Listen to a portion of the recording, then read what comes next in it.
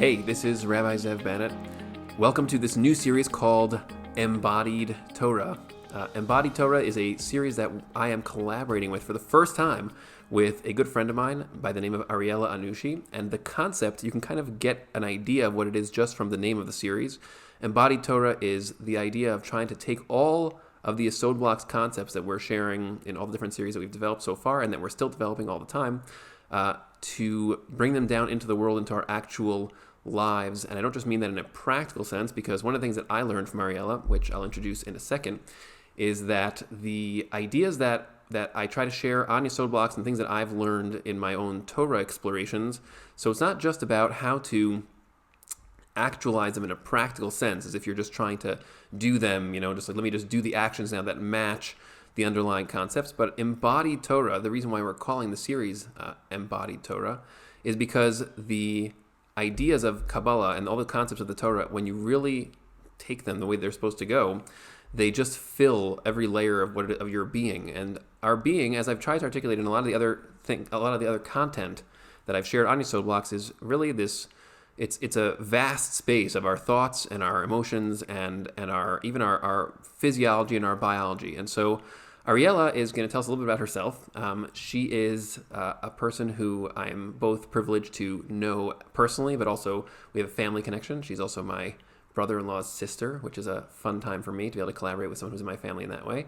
And she's going to tell us a little bit about her background and sort of what is it she does professionally, and then to give us a little bit of an idea of her expertise and how that's going to relate to the Embodied Torah trajectory that I'm really hoping we're going to be able to create with this series. And it's going to really be helping me to compensate for my own deficiencies. The biggest one I would say is, as if you're already a repeating listener to our content, then you already know that I'm very big on the ideas, and taking them and actually manifesting them inside of us is not something that I focus on that much in Yesod Blocks. And that's really Ariella's, all her training and all her knowledge and expertise is an incredibly valuable balance to that. I don't want to say, distorted, but just kind of the way that I am. So let's hear from you a little bit, Ariella. Why don't you tell us a little bit about yourself, and then we'll launch this as it was always meant to be. Thanks so much for having me. I'm really happy to be teaming up with you and sharing this wisdom, this insight with all the listeners. So I grew up in Cleveland, Ohio, and made Aliyah at the age of 17, and have been learning Torah and excited about Torah since I got my first sitter and learned Modani.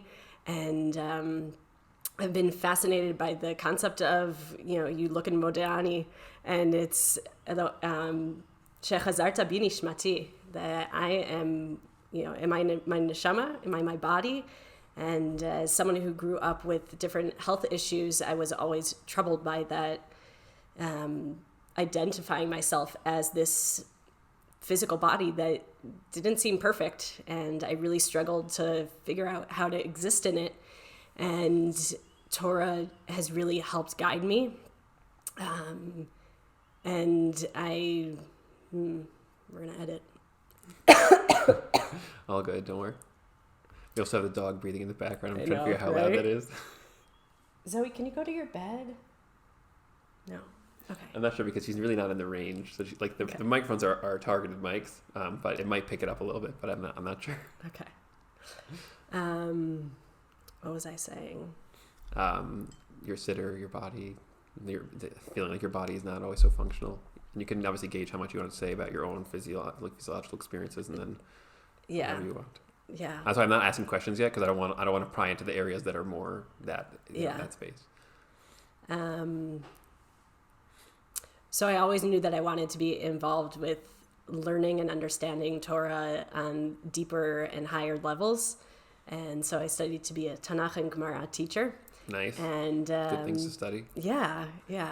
And then I got quite sick, and it was like Hashem was guiding me onto a slightly different path, because in order to learn how to function, I was really in a bad physical state, and I found yoga, which was life-changing for me, really figuring out how to strengthen and release tension. And that whole process is not just addressing the physical issues, it is also inviting awareness to mental, emotional, spiritual, energetic, and really recognizing the wholeness of ourselves. And everything that I was learning just seemed to fit so seamlessly with the depths of Torah knowledge, not on a superficial level, but the more Kabbalistic ideas of what our existence in this world is really about. And I have been engaged in a process of trying to weave together and navigate through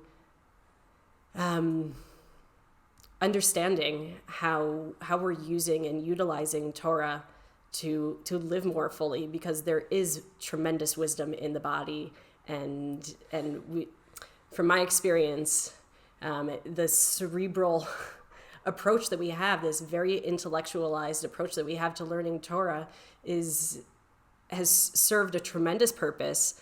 But as we come back to living in the land, as we are existing in this very, very physically demanding land, we also need to understand how to live in our physical bodies. And I think that there's a whole world of wisdom to explore there with the beauty of Torah guiding us. Right. So a couple of things I wanted to, just some thoughts that I wanted to, that I guess were triggered by some of the things you were saying, obviously, but also things I wanted to just add for our listeners. Just as you all know, if you've been listening to Yesod Blocks for a while, so the focus, I would say the theme of the whole platform is basically to articulate how all of these different ideas and philosophies and concepts that are kind of floating around in the world, how if they're concepts that are real and true, then A, they're real and true, which means that they work, and B, that means that they are rooted in Torah, because if the Torah is actually a map of all of existence in its entirety, as the Medrash says in the beginning of Sefer Bereshis, so then that has to actually mean something. In other words, it can't just be saying that in a nice vacuum, well, the Torah is the map of existence and everything is in it, but, it doesn't really mean anything in reality. If that's actually true, then it's also really true. And so the reason why I wanted to do this with you, Ariella, is because I think that, as I already said earlier, but now we kind of can see it a little more fully. Just to take one of your examples, just the example of yoga. So if I did yoga growing up, and I do yoga now, and I use it primarily for stretching, and it's an amazing system of just physical ways of doing things. But I think that for a lot of people, what's hard, and you can tell me what you think about this, is that they experience yoga. They even the one of the books that I use when I was learning yoga when I was younger, it has a lot of different ideas and thoughts in it that are philosophical. And then people sometimes will look at that and say, oh, well, this is now a problem. It's a conflict with Torah. And what I've tried to articulate whenever I talk about this particular topic is that there are obviously distorted philosophies in different places that are actually reflections of the truth in some form, maybe being misapplied or whatever. But all of these ideas, like when I was going through these yoga books, I mean, there's so much that is simply exactly the same ideas that we have in Torah. And so one of my sub goals for Embodied Torah, this series, is to do a whole focused, I guess, discussion or assessment.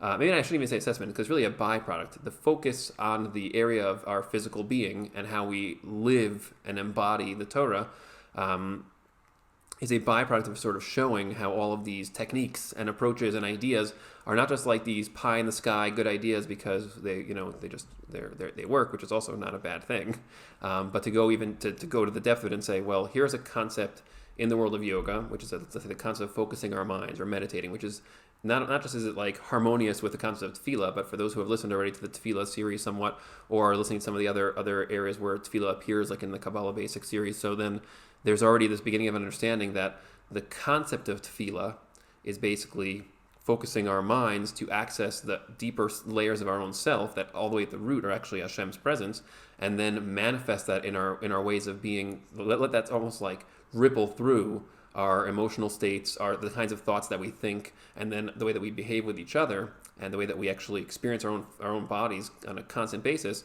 Like, that's a yoga concept. I mean, like, I read that in a yoga book, like, probably even before I even learned it in a Torah setting, and then I was like, well, why is this not being articulated this way? Because it'd be super helpful for so many people to realize these things are not like dovetailing, they're like the same thing. So I want to stress that here for in a couple of ways. One is to articulate that anybody who hears the word yoga or any other kind of ideas that sound like they're from outside philosophy should understand that the whole goal of this is to sift through and show exactly what's where, and then also just to learn things, that there are plenty of things people are doing in the world who have figured out Torah truths all over the place on purpose, by accident, whatever the reasons are, and each one can be traced, and then have developed fantastic tools that we can use. As long as we don't look at them in isolation from Torah, then they can be fully activated. And again, even if you're looking at them in isolation from Torah, they can still be useful. But like the goal here is to show the integration of all these ideas and how they all fit together on a Torah level, and then how we can then use these tools that other people have developed that really can make our lives like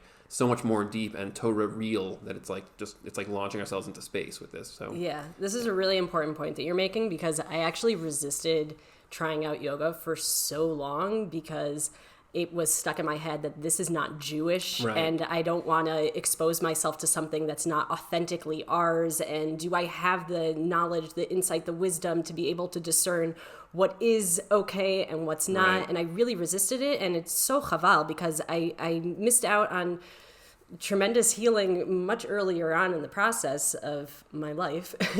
But I actually want to share a really interesting experience that I had at the beginning of my yoga journey, which was that I actually started practicing while I was in America. Mm-hmm. And I was going to the local studio in Cleveland and going to the classes, and it was fantastic on just a purely physical level. I was learning how to strengthen and stretch and find the balance between those two.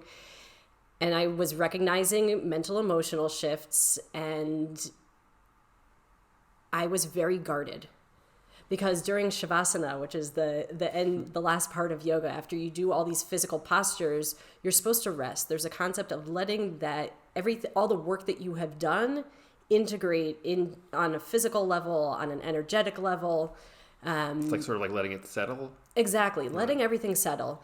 And the teacher would always read from Tao. Mm-hmm, right. And my guards were up, my radar was up. I'm like, okay, she's talking about like the concept of tzedakah. Okay, so I'm gonna think about tzedakah, right, and be really, really, really guarded. So I wasn't really relaxed. I wasn't. Right, you're like doing work. Yeah. Right. And so for a few months I was practicing like this, and then I came back to Israel, and I went to my teacher Esther Alfasi in Bahrain.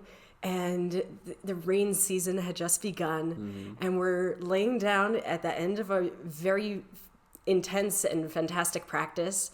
And she's talking about the blessing of the rain and listening to the sound of the rain as it's coming. And the experience that I had was like, all the work that I had done for those months in Cleveland was all sitting on a very, very surface level. Right. And as soon as I felt this spiritual safety, I surrendered into the safety of not just the physical space that she created, but I knew that she was talking about Jewish concepts, things that were connected to my belief, to Hashem. It was like the gates opened up, and all of this work and awareness that I had been building up just washed through me. Afterwards, I got up. Cool. I'm like, did everyone just experience that? But it makes me think of what we say in Shema, Alev Avecha, right? We put this on our hearts, and so that when our hearts do crack open, right, what's going to fill it? Hashem, love. Right. No, it's very interesting how I mean, I think the progression that you described, like it's almost like the difference between being out in the world and then coming home. You know, it's like, because when you like, and when you go out like this, and there's a Gemara like this which talks about, essentially there's a few different Gemaras we could use, but like the one that I think is probably the easiest for this is like there's a Gemara Maseches Ksuvos which talks about how someone who's outside of the land of Israel, so it's as if they don't have an Elohim, like this language that it uses, but it doesn't say that they don't have one. It's as if. It's a pretty well-known Gemara. Yeah. And if you're in Israel, then it's as if you do have one. And it's not saying that you do or don't in either case. It's saying that it's as if you do or don't, because, you know, when you go out into the world and you leave your home, so then now there's almost like this war of the different thoughts and ideas, and again, not war like a negative war, but I just kind of mean like the chaos of like all these things interacting. and then we have to basically constantly sift through what's happening to us and what's happening to the world around us, and then like try to get clarity about all that. And then when you're in your actual home, so then things are kind of just more at rest because it's just the place that you meld with naturally. And both of them can actually be distorted. In either case, it's not really relevant whether they are or aren't. In this particular case, it's just kind of like the ability to sort of like let things flow with yourself when you're in your own space, so that works. And I think that the way that you just articulated it to me, just reminding me of like the Torah is the space that I can always feel that way. Like when I read secular books or I'm exploring different ideas, and I do this all the time, and it's basically like you said, it's work. Like you actually have to like figure out, and you don't feel settled, but not because you're nervous, or it's just like you can tell that there are things that are being shared that are not necessarily going to actually intersect in exactly the right places from a truth place, what you're trying to achieve. And then when you're in the Torah space, like it doesn't matter what I'm learning. If I'm learning like Gemara about like some random set of halachos and Hilchos Nezikin, or I'm learning like the deepest Kabbalah of like Rav Ashlag and the Zohar, it's like I just feel like it's safe there because I can trust that these are people who have been figuring out all these things at the level of integrity that I'm looking for thousands of years. Right. And so that's, the way I like to always say this is like, the Torah is not just like another field, and we all kind of say that, but like it really isn't. Like if it's really the map, it can handle anything. In other words, like you can throw whatever you want at it. It's the map of all things. So like if you try to figure out what's true in it, then it can tolerate that, as opposed to like something which is more man-made, or things that are just, again, a lot of true philosophies that are out there, but you have to do more work to trust it. And the irony is, people might say, well, based on that, well, that means when you're learning Torah, you don't need to do as much work. It's actually the opposite, because you know that you can trust the Torah, so then you can go all in, and you can like really, really read deeply and ask and almost like I like to say like to harass the Torah. Yeah, because the Torah can handle it. It's like your parent. Your parent's supposed to be able to tolerate you. Because there's safety there. I think that the word that exactly. that keeps on coming up is trust. Yeah. And when there is trust, then there is the experience of safety. And in the embodiment world, that is crucial. If we are not in an environment, whether external or internal, of safety, we cannot have an embodied experience. Right. And to have an embodied experience means to be living life as a felt, authentic experience, not as a performance. Right. That's great. And I mean, we can unpack that statement. It's a huge sentence right there. Right? Because it's so easy to fall into performance. This is what I'm supposed to do, and these are the motions and behaviors that are expected of me. But what does it mean to authentically show up and experience those actions, those thoughts, those words? And we cannot be in a state of experiencing if we are not experiencing safety and trust. So how do we find that safety and trust within the world of Torah? Right. That's really what our work is all about. And it's in our learning, it's in our communities, it's in our families. How do we create safety and trust? Right. I guess like again, we're kind of in a particular path now in our discussion. Like I'm just thinking like as we again very organically just kind of letting it flow here. Even though I really do want to ask you more questions about kind of like what your whole the embodied Torah, like kind of what it, like if you could describe your definitions of it and things like that. We'll get to that in a second, but I just wanted to say in terms of the safety and the trust, like I think if a person really kind of like asked me for like my like distilled elevator pitch for like what it is I'm trying to do with Yesod blocks, it's basically trying to show how, because each of us has our own set of perceptions of Torah and perceptions of the world, and we're in such different places because of Das Tov Hara, because of this whole issue of the Eitz HaDas, that it's a very central theme in the Chumash itself and in all of Torah thought, is that this capacity that we have to like just develop our own perceptions based on our preferences, as opposed to really being aligned with our own inner and outer experiences of reality. It's just hard for us to like, we almost like pick and choose which experiences we want to like use to build our perceptions. And we do it often without even realizing that we're doing that. And so the goal, I think, is really to create the safety that you're saying. In other words, the safety is, let me come out to where you are in your particular set of perceptions, which is what empathic listening is. Like, let me actually try to experience what it is that you are seeing and your perceptual landscape. And then I can take you by the hand and we can like walk together through all the different ideas that the Torah uses to sort of heal these types of different, whatever the particularities of the person's perceptual landscapes are. And then it's like, oh, now I see myself so much more fully, and I see why I felt the way that I did, or why I reacted the way that I did, and or why I generally respond in certain ways. And then like all this, the tikkun hamidos dynamics that we always try to teach, we're teaching in schools or whatever. And it's like, this is the big picture of that.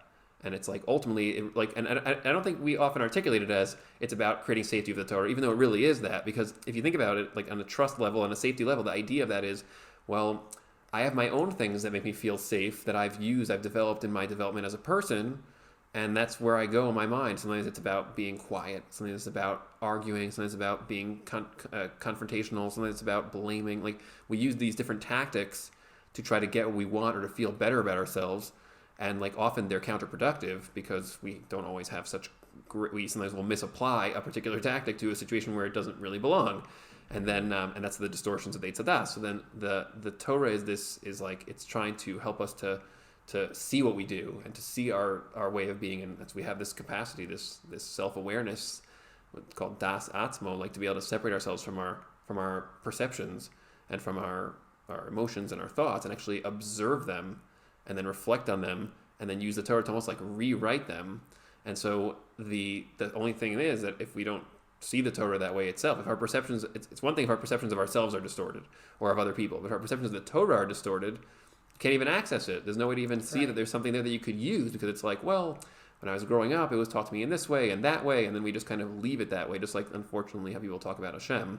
It's like, well, there's a guy in the sky that we encountered him when we were 5, and then when we're 25, we're like, that's really not something that I could even begin to relate to. We allow ourselves to continue evolving, but we don't always let our relationship with Hashem. With the Torah, and because we basically almost like implicitly write it off, and that's what's great about the Torah, at least in terms of its ability to even deal with that, is what we said a minute ago, which is like, because the Torah is like that parent that when like the child is upset and they run to the parent, they start hitting the parent like in their anger, and the parent just hugs them, and the kid keeps on hitting and the parent just keeps on hugging, and it's like the Torah will always do that. It just never stops, and like and that's why it's actually better to be angry at the Torah and to like have problems with it, because at least you're in a relationship, exactly, as opposed to just not caring about it, just being like, well, this is just a waste of my time. And so it's like, the field of physics can handle a lot of things too, but it's just never going to give you all the things. It might give you a good map of certain fascinating aspects of existence. Like, really, the way that physics works is like, it also dovetails with like deep like Maaseh Merkava, Maaseh Bereshis, like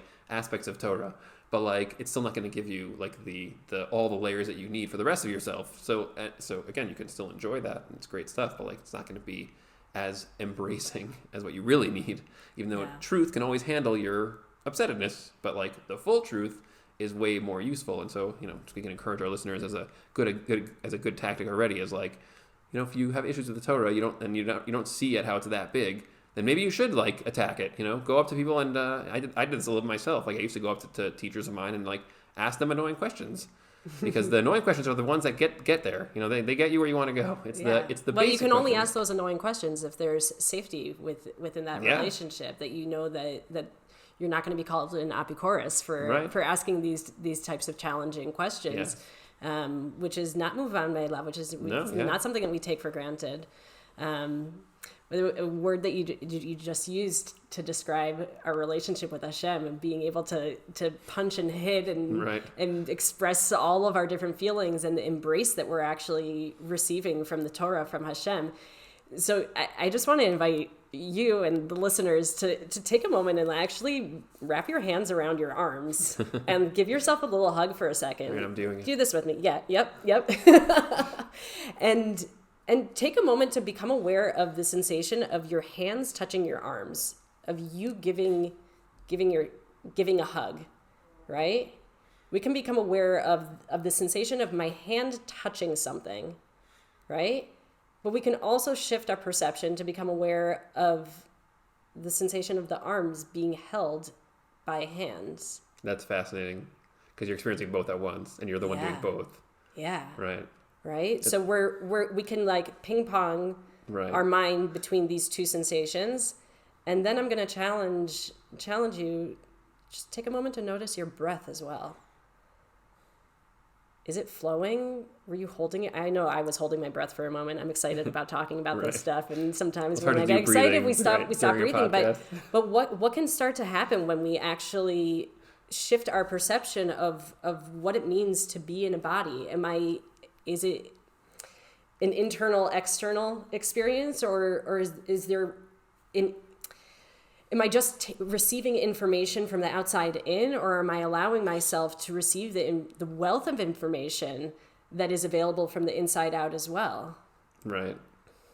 Yeah, I mean, I think there's like a classic, like so many people like to I talk love about that this. you were like, still holding yourself there I for just a like second. I like holding myself. It feels Listen, good. yeah, There's safety and there's surrender I want that to we feel can held right now. experience. We're in the middle of a podcast. I I want to feel held. encourage you to hug yourself Yeah. at least once a day. Right. And just to stress this also, the layers underneath that, like the sensation of being hugged. If you ever think about this, like just like the idea of hugging someone or being hugged, like it's a little random if you don't actually assess the layers of depth here. Like you're just like, you put your arms, which are just, again, I'm gonna use like grossly biological terms right now. You're putting appendages that you use to manipulate objects in the world around you, so you can like move them into your mouth, so you could consume them to make your body regenerate, or these are like very harsh, and I do it on purpose, so I'm sorry for doing it, but it has to be done because otherwise it's hard to really see what it is that you're doing. And once you see what it is that you're doing, then you can actually strip away the taking it for granted, and then be like, well, what's really under this? I mean, like the sensation of being hugged is just wrapping your manipulative appendages around somebody else's body so they can feel pressure. Now, why is that so significant for us? Well, because we intuitively sense that our arms are actually the way exactly like the Ramban says, like the Medrash says, it's like Hashem's hands. Hashem doesn't have hands. We're analogies for Hashem. We have this what's called the Tzelem Elokim, which just basically means the entirety of the stack of transmission of you, the endless neshama that you are, into the world. The entirety of that is like, it's exactly analogous to how Hashem manifests himself within being and also as being, which is wild because like he is being and also is a character in the story. It's kind of like the author of Harry Potter, J.K. Rowling, like being both the writer and also a character in the story. And if you think about it, she actually is that, right? Because the characters are they're compressed aspects of her mind. I mean, Harry Potter is some aspect of J.K. Rowling. He just is. Right. So she is both the story and the characters, and Hashem is the same thing as that, according to the Torah's map of existence. So what that kind of leads to is that the idea of our arms is an analogy for Hashem's arms. Hashem took us out of Mitzrayim, for example, b'yad chazakah. So that doesn't mean that Hashem has very, very big hands that he used to take us out of Mitzrayim. The word yad there basically references the dynamic of control over forces of existence. And so what happens when somebody wraps their arms around you is that you sense exactly the same thing that you sensed when you were in the womb, which is again why it's also, like, at least to my knowledge, maybe you can say more about this, but like people who are in the womb, there's a sense of being enwrapped, which is why the word rechem, which means womb, is also the same as the word rachamim, where there's a sense that when someone is being merciful towards you, it means that they're enwrapping you with their caring and their love for you. Well, energetically speaking, the arms are an extension of the heart. Oh, that's so cool. Position. Yeah. Yeah. So, I mean, when you go in when you embrace someone with a hug, first of all, there's an opening of the arms. So there's an element of vulnerability that's taking place, an opportunity for connection, and then embracing them with these arms, these hands that are energetically an extension of the heart. So that's, I mean, yeah, such a beautiful way of thinking about a hug. And we have the capacity to do that for ourselves as well. Right. And then we basically, the sensation of feeling enwrapped, meaning enwrapped, not unwrapped, enwrapped, if that's the right word for that. But that you're in contrast to the constant, also present sense that we are isolated. In other words, what our bodies do is they create, because of Das Tovara, they convey to us this perception that I am here and you are there, and all of us are living like completely separately. And even though we have all these interactions, but we often feel like that sense of isolation that our body conveys, because look, here's the line of my body where it ends. It makes us feel much more like, it's almost like a feeling like you're being eroded by existence, because we're tiny. Existence is huge. Things could happen to us all the time that are out of our control. And then when you suddenly are wrapped in somebody's arms, so then, and again, this is exactly the whole idea of embodied Torah. It's like, even literally, because like what's happening there is on the body level, you are suddenly experiencing yourself as not alone. In other words, I don't just mean like emotionally I don't feel as alone because someone's hugging me. Like it's not, I mean like what you're talking about now, the sensation of arms touching hands, or just like, you know, even like when you touch like the just on a, again, philosophical but also conceptual, like like when you touch one hand to the other, it's like, what are you feeling? Like which hand is touching which, you know, like, but like the same idea, like when you're wrapping your arms around yourself or someone else is hugging you, like obviously we feel better, but to understand why we feel better, because it's not just that, like if I tell somebody I care about you, I love you, right? Like that also make people feel more received and less alone on an emotional level. The hugging and all of physical interaction, like physical intimacy, these are all things that make us feel body level experientially that we are not actually ending where our body line ends. Well, we literally are. Especially if you go to hug someone and you go to their right, no, you go to their left. You go to your right, their left. Your hearts end up lining up, and those are electrical impulses, and hearts literally resonate with each other, and they start beating together. That's so cool. That's, you know, babies that are born, you skin to skin, that regulation that takes place with a newborn baby, it doesn't stop with newborn babies. And when we really allow ourselves to not just, okay, my arms are wrapping around another human being, but you actually are able to tune into the beating of your heart and the movement of your breath, and are able to listen on a heart level to the other person's heartbeat, we can regulate each other. We can change someone's heartbeat by embracing them and being present with yourself, with them. It is powerful. It is healing. It is so important that we become aware that it's not just, oh, I'm going to give my friend a hug, I haven't seen them in a while. No, take a moment. There are real changes that are happening. There's potentials for genuine connection and healing, because we do live in such an isolated reality, even more so these past few years, but it really started before Corona. Yeah. This feeling of isolation. And when we do have the opportunity to connect, are we really showing up in presence and allowing the fullness of that connection to have its impact on us? Right. I mean, I really, that the Corona example, I really want to stress it, because I think one of the things that I think is so hard during the pandemic situation is that and this I think has happened in every generation where there's a crisis. So people experience the contrast between the crisis and the not crisis. And obviously the crisis is a crisis. Like, it's more difficult in certain ways, or there are different kinds of difficulties.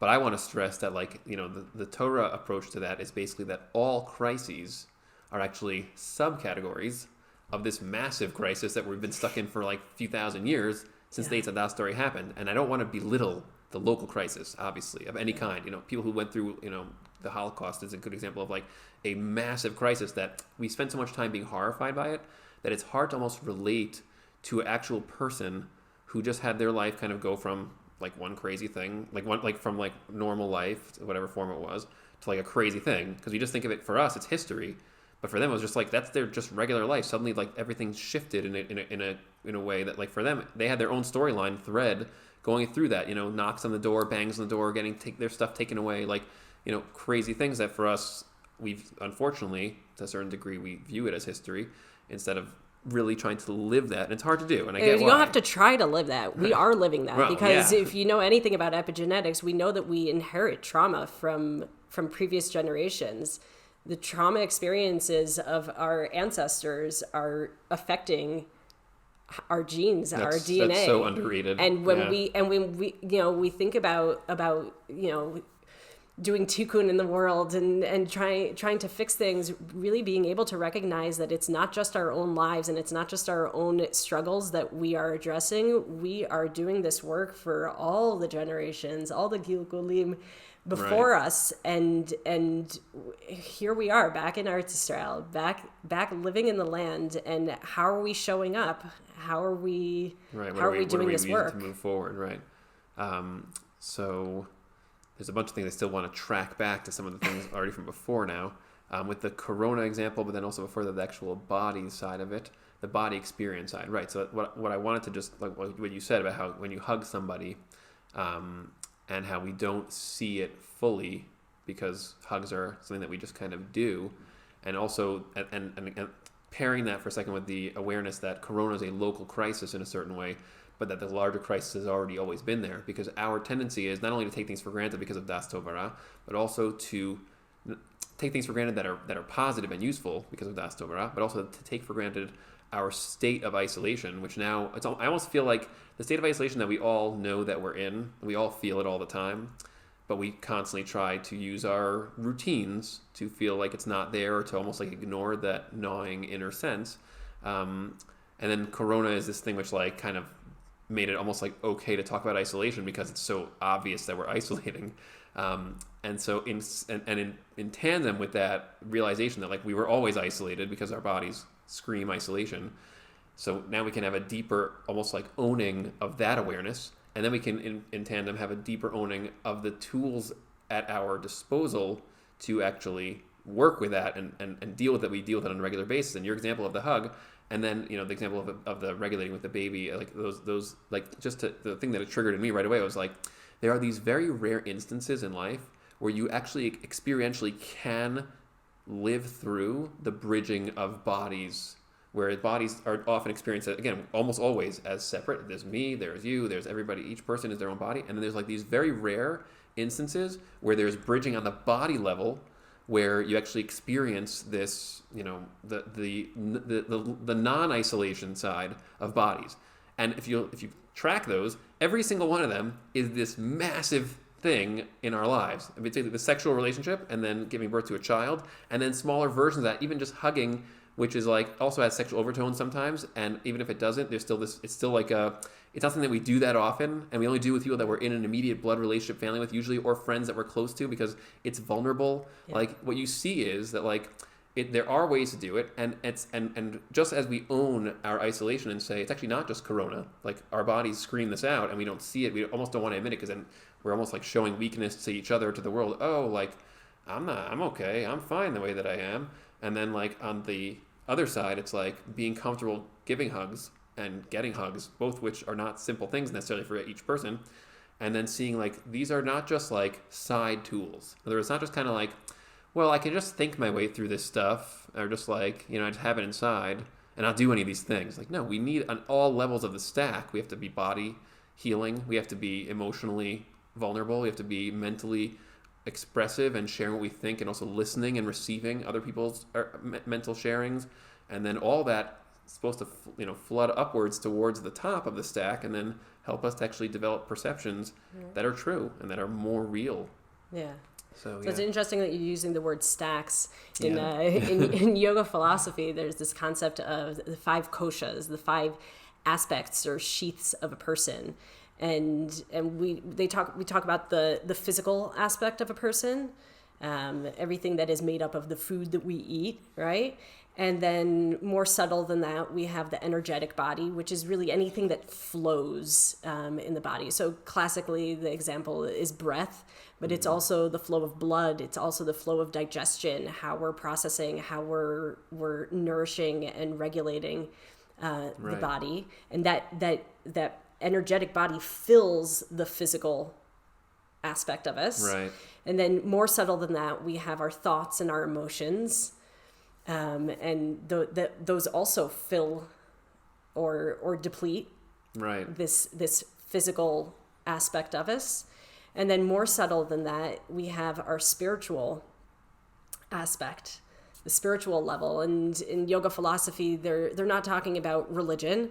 They're talking about our awareness and our relationship to something beyond ourselves. So that can be family, it can be community, it can be nature, it can be the world, it can be Hashem, it can be the cosmos, whatever is allowing someone, or all the things that we connect to that are beyond ourselves, recognizing that on the one hand, we are whole, we are shalem, but we're also part of a bigger whole. And then more subtle than that is this aspect of us that is called bliss, this all-encompassing full body experience of love and joy. which according to the yoga tradition, they say that really only the greatest sages experience this for any kind of extended time. But I really believe that many people have experienced this, whether it's deep in meditation. It's a fleeting moment. Right. You can get usually almost like flashes of it. That's exactly. The more you try to hold on to it, the faster it fades away. And we experience this deep in meditation, in dance, orgasm, anything that is fully encompassing and just allowing us fully being. Yeah, exactly.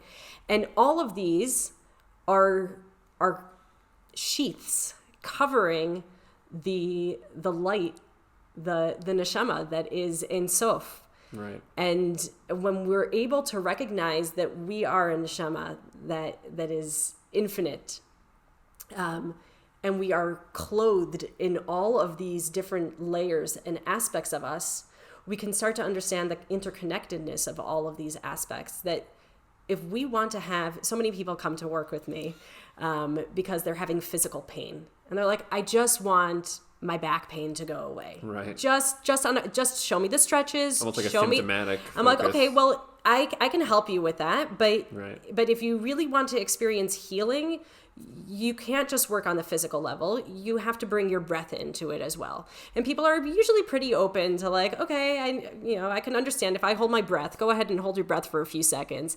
You're going to start noticing some changes in your body. Right?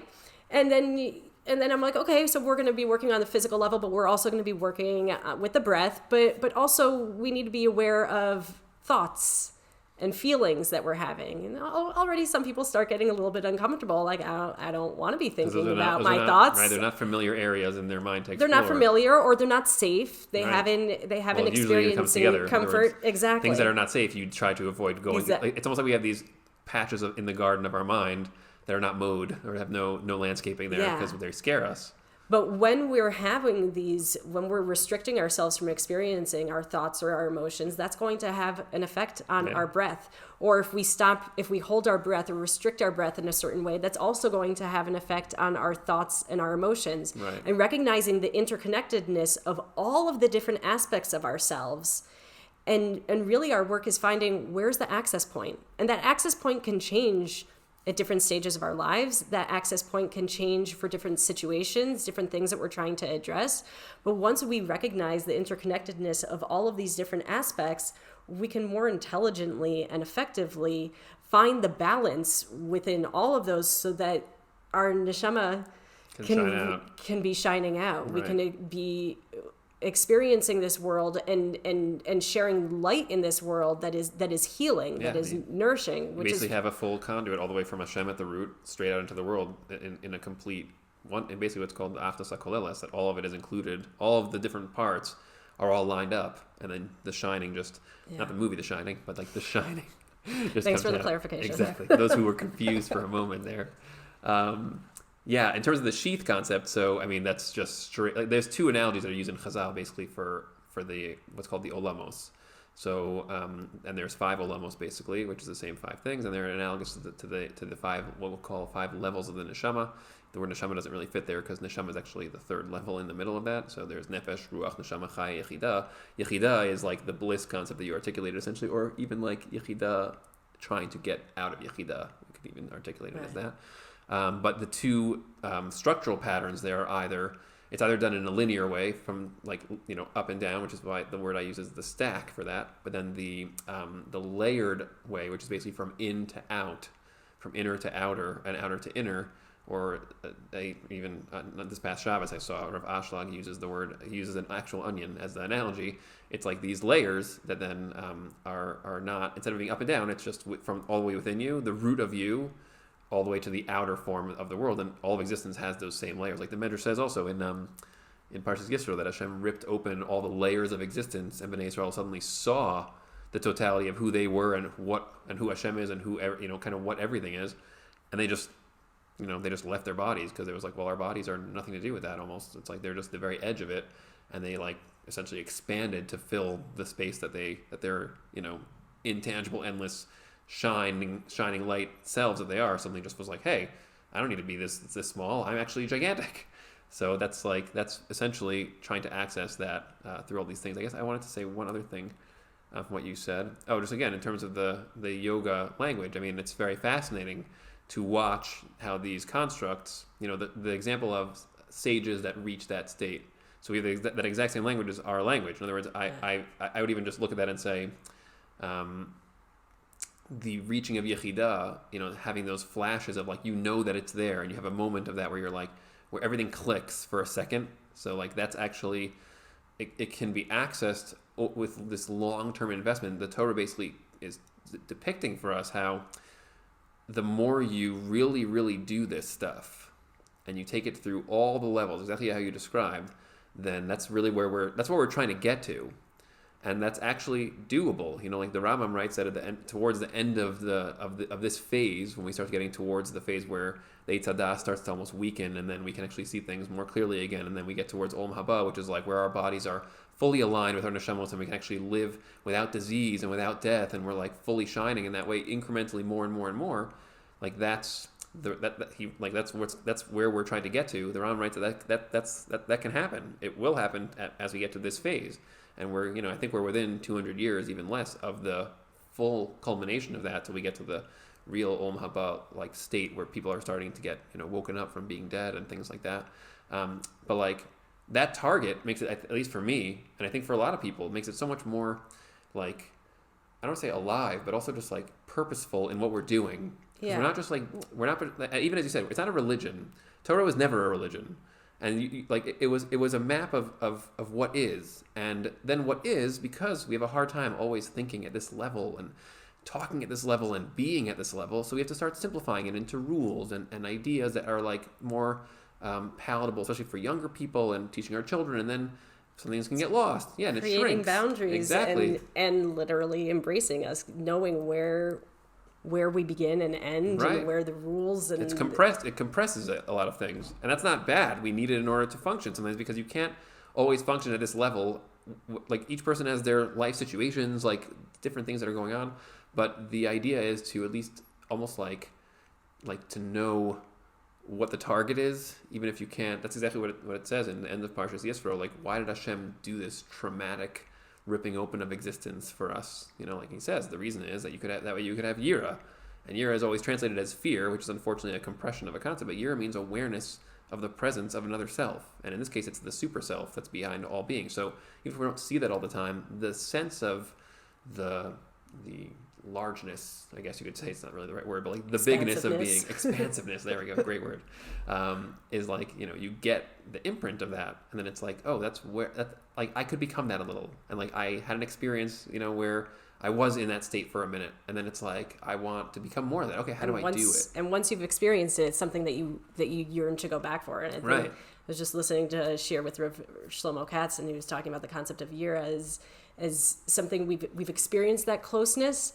and we're so scared to not experience it again, right? And that's really what embodied Torah is all about.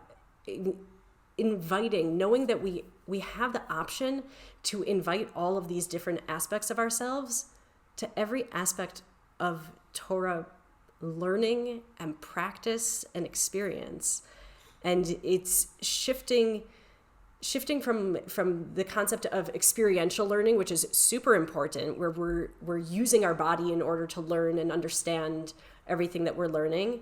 And embodied Torah is about being in the body in our learning and practice of mitzvot. Right. And the body is not just a physical body, it's all of these aspects of ourselves that we're really trying to become aware of and invite on a very practical level. Right. Okay, so I think that's a good ending point for this first episode. I just want to clarify for the plan of what we want to do is in each episode obviously have this kind of discussion, and then try to almost like make it focus on particular, let's say even just the example of breathing, which I think there's so much to talk about with breathing, and it's both on the technique level, and then on the actual like trying things out level, and then also articulating just the depth of the concept. I mean, like I think that when we spoke before this episode, one of the most fascinating things that I had never thought of this is about how we live in an air pressure environment, and the way that we actually breathe is that we have to like almost like we how did you articulate it? Hashem is breathing us. Right. Hashem is breathing us. So, we are constantly surrounded by the gift of breath, and what's And we have to just happening, let it in. what's happening on a biomechanic Right. level. We have to flesh this out. Right. I feel bad just throwing this in there now. I know. Ben. But the idea was like just that you could that breathing is just We're letting lowering it in. the pressure inside of our exactly. lungs to receive we literally breath. we make room in our lungs to receive breath. Yeah. I mean, it's there's so many things that need to be said about that, which I'm not going to say them now, even though I really want to. But You just have to watch the next episode. Exactly. But just as an example of something which is like a technique that's used in so many different ways in so many areas, and both with obviously within the yoga and Eastern philosophy, but like just even in just the modern Western philosophy people have in the business world today, there's like using breathing techniques to help do these, do better business. I mean, I don't think it's dumb that we have corona right now and it is directly affecting people's ability to breathe. I think that there is tremendous depth and wisdom, and we're being guided to become more aware of this, and right. We have work to do. That's basically an example of what we want to do, to bring those kinds of techniques and flesh them out, and then literally flesh them out, and then show all the Torah that is kind of interlocked with these embodied Torah expressions. So hope you enjoyed that, and thanks so much, Ariella, for joining me. And thanks for having me. An amazing collaboration. I can't wait to do more of this. And so everybody, all the listeners out there, thanks so much for tuning in, and join us for the next episodes. And hopefully this will change your lives as much as it's changing mine. So thanks so much.